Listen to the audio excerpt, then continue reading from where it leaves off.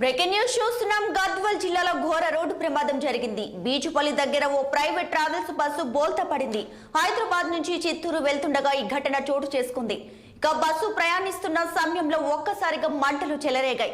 ప్రమాదంలో ఒక మహిళ మృతి చెందగా పలువురికి గాయాలయ్యాయి. సమాచారం అందుకున్న పోలీసులు హుటాహుటిన సహాయక చర్యలు చేపట్టారు. బస్సు బోల్తపడిన దృశ్యాలు అక్కడి సీసీటీవీలో రికార్డ్ అయ్యాయి. ఇక బస్సు బోల్తపడిన ఘటనపై మరింత సమాచారాన్ని మా ప్రతినిధి రహీం అందిస్తారు లైవ్ ద్వారా. రహీం, చెప్పండి, ఘటనకు సంబంధించి డీటెయిల్స్ ఏంటి? రైట్ దీపిక, ఏదైతే పండుగ పూట విషాద ఛాయలు అలుముకున్నాయని చెప్పవచ్చు. జోగులాంబ గద్వాల జిల్లా, ఏదైతే గద్వాల జిల్లా ఇటిక్యాల మండలం దగ్గర బెటాలియన్ 10th బెటాలియన్ ముందర ఈ యొక్క హైదరాబాద్ నుంచి చిత్తూరుకు వెళ్తున్న ప్రైవేట్ జగన్ ట్రావెల్స్ కి చెందిన ఒక బస్సు లెఫ్ట్ సైడ్ గుంతలో అదుపు తప్పి కింద పడడంతో ఒక్కసారిగా మంటలు అంటే అది ఏసీ బస్సు కావడంతో ఒక్కసారిగా మంటలు చెరలేగడంతో ఈ యొక్క ప్రమాదం జరిగిందని చెప్పవచ్చు. బస్సులో దగ్గర 35 మంది ప్రయాణిస్తున్నట్లు తెలుస్తుంది. అందులో ఒక మహిళ అయితే సజీవ దహనం అయ్యింది. మనం ఇప్పుడు చూడొచ్చు విజువల్స్ లో కూడా. మనం బస్సు పూర్తిగా దగ్ధమైన మనం CCTV స్క్రీన్ పై చూడవచ్చు. ఏదైతే ఒక మహిళ సజీవంగా ఇక్కడ దహనం అయిందని చెప్పవచ్చు. ఇక్కడ పోలీస్ ఉన్నత అధికారులు కూడా మనతో ఉన్నారు, వారిని కూడా అడిగే ప్రయత్నం చేద్దాం. రైట్, ఇక్కడ చూస్తున్నాము మహిళ సజీవ దహనం అయింది. దీపిక, ఏదైతే ఈ బస్సు 35 మంది పై ప్రయాణికులు ఇక్కడ ఈ బస్సులో ఉన్నారు. అతివేగం ఒకటి, రెండవది ఉదయం 3 గంటల సమయం కావడంతో ఎక్కువ ఘాటు నిద్రలో ఉండడం వల్లనే ఈ యొక్క ప్రమాదం జరిగిందని చెప్పవచ్చు. ఈ యొక్క బస్సు నెంబర్ ఏదైతే వచ్చేసి AP 39X4663 అని గుర్తించారు. మొత్తానికైతే పండుగ పూటల్లో తీవ్ర విషాదం అయితే చోటు చేసుకుందని చెప్పవచ్చు. దీపిక, రహీం, ఇంతకీ మృతి చెందిన మహిళకు సంబంధించి డీటెయిల్స్ ఏమైనా తెలిసాయా? దీపిక, ఎలాంటిదైతే ఏం తెలియలేదు. ఇక్కడ ఇప్పటి వరకు అయితే బాడీ మనం చూడొచ్చు, పొగలు వెళ్తూ ఇక్కడనే బాడీ సజీవదహనం అయింది. మహిళ అని అయితే గుర్తించారు, కానీ మొత్తానికైతే ఎవరు ఏందని చెప్పి ఇక గుర్తించలేదు. మనతో పోలీస్ అధికారులు ఉన్నారు. ఒక నిమిషంలో వారితో దగ్గర కూడా మాట్లాడే ప్రయత్నం చేద్దాం. దీపిక, రహీం, అలానే ముఖ్యంగా ఈ ఘటనకు సంబంధించి అక్కడ ఉన్నటువంటి పోలీసులు ఏం చెప్తున్నారు? రైట్ దీపిక, మాట్లాడే ప్రయత్నం చేద్దాం. పోలీస్ వాళ్ళు ఈ యొక్క కేసులో బిజీగా ఉన్నారు. ఒక్క నిమిషంలో వారి దగ్గర మాట్లాడే ప్రయత్నం చేద్దాం. దీపిక, సార్ లైవ్ ఇస్తాం సార్. ఏ టైంలో జరిగింది అది? అందాజ 40 ఇది అందాజ 2:30కి జరిగిందని నాకు 2:35 to 40 మధ్య రైలు కాల్ వచ్చింది. ఆ టైంలో జరగని ఇమీడియట్ మా వాళ్ళు వచ్చి అప్పటికి కొంతమంది దిగిరి మిగతా వాళ్ళని కూడా పోలీస్ వాళ్ళు, లోకల్ వాళ్ళ సహకారంతో బయటికి తీయడం జరిగింది. బహుశా ఎంతమంది బస్సులో ప్రయాణిస్తున్నారు?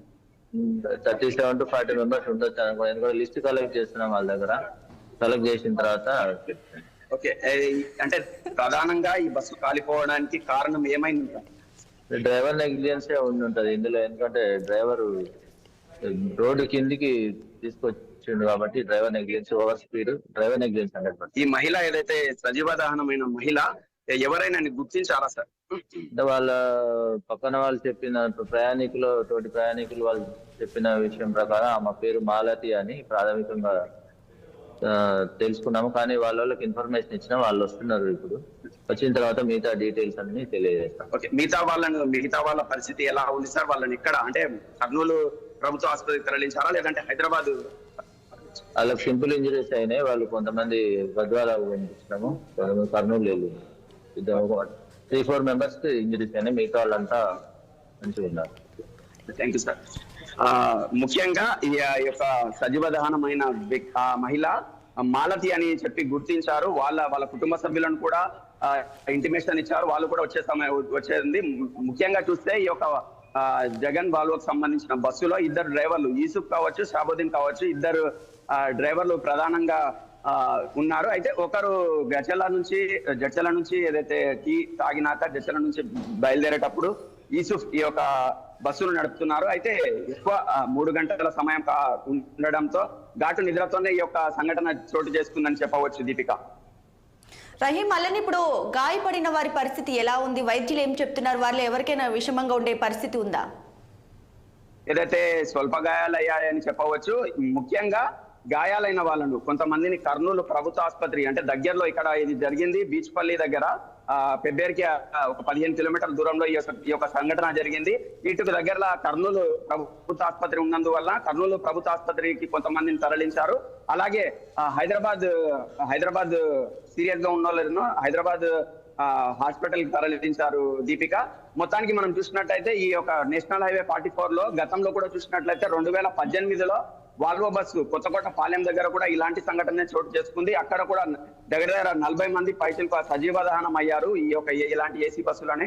అలాంటి సంఘటననే ఈ రోజు కూడా తెల్లవారుజామున జరిగిందని చెప్పవచ్చు దీపిక. మొత్తానికి చూసినట్టే పండుగ పూట తీవ్ర విషాద ఘటన చోటు చేసుకుందని చెప్పవచ్చు దీపిక. రహీం, అయితే ఈ ఘటన డ్రైవర్ నిర్లక్ష్యం కారణంగానే జరిగిందా లేకుంటే ఏదైనా కారణాలు ఉన్నాయా? ముఖ్యానికి మెయిన్ గా మనం ప్రధానంగా చూసుకున్నట్టయితే డ్రైవర్ నిర్లక్ష్యం వల్లనే జరిగింది. 2 ప్రధానంగా చెప్పవచ్చు. ఒకటి, డ్రైవర్ లెఫ్ట్ సైడ్ లో ఉన్న మన సీసీటీవీ ఫుటేజ్ లో కూడా చూసాము. అలాగే ఏదైతే మన CCTV వీడియోస్ లో కూడా CCTVలో కూడా చూసాము. ప్రధానంగా లెఫ్ట్ సైడ్ కొంచెం గుంతలలో ఉండడంతో ఆ యొక్క దాంట్లో వెళ్లడంతోనే ఈ ఒక్కటి జరిగింది. తెల్లవారుజామున 3 గంటలు అంటే ఘాటు నిద్ర సమయము. అలాంటి సమయంలోనే డ్రైవర్ తప్పు వల్లనే ఈ యొక్క సంఘటన జరిగిందని చెప్పవచ్చు Deepika. Thanks for the updates Rahim.